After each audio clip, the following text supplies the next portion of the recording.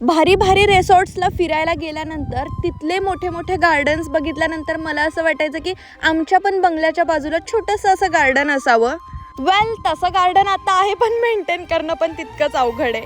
पण फार भारी वाटतं. रोज सकाळी वेगळ्या वेगळ्या प्रकारचे पक्षी येतात आणि फुलांनी तर गार्डनला एक वेगळीच शोभा आली आहे. त्यात ही तुळस मनानेच एक वाफा उगवून आल्यासारखी उगवली आहे. फारच सुंदर. या पारिजातकच्या झाडाची आम्ही छाटणी केलेली, पण ते सुद्धा मस्त फुललंय. गावाकडे अजूनही कबशीचा वापर कंपल्सरी. भले मी कॉफी जरी पित असले ना तरी कबशीनेच पिणार. आम्ही गावी आल्यावरती चुलीवरच जेवण बनवून खातो. फार भारी लागतं आणि त्यात पापूड आलेली भाकरी तर वाव.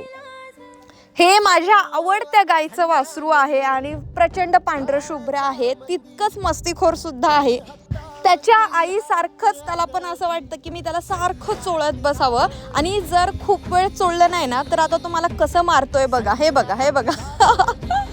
हे घोरं आहे. आणि जेव्हा माझे आजोबा होते ना आमच्याकडे कायम फार भारी खिलारी बैलांची जोड असायची. पण आता ते थोडं मेंटेन करणं आम्हाला अवघड जातंय आणि खरंच आजोबांची खूप आठवण येते असं मध्ये आले.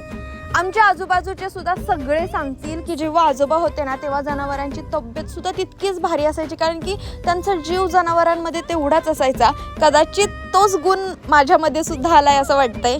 या गाईला तर उष्ट पाणी प्यायचंच नसतं, त्यामुळे ती असं पालथं करते. आता मेंढरं नाही आहेत तर गोठा थोडा रिकामा पण वाटतोय, कारण की सारखी त्यांची मध्ये आधी लुडबुड चालू असायची. पण त्याची कमी भरून काढायला या कोंबड्या आहेत बघा. मला तर ऑलमोस्ट सगळ्याच प्राण्यांपासून खूप पॉझिटिव्ह वाईब्स येतात. मोठ्या गोठ्यामध्ये गेलेले, मग तिथेच थोडेसे लिंब तोडले. कोंबड्यांना अंडी घालण्यासाठी आम्ही डबे वगैरे ठेवलेले, पण त्या कुटी मशीनमध्ये आता अंडी घालायला लागल्यात. आता इतक्या साऱ्या नारळाचं काय करणार आहे आणि हे का वाळवले हे नेक्स्ट ब्लॉगमध्ये बघा.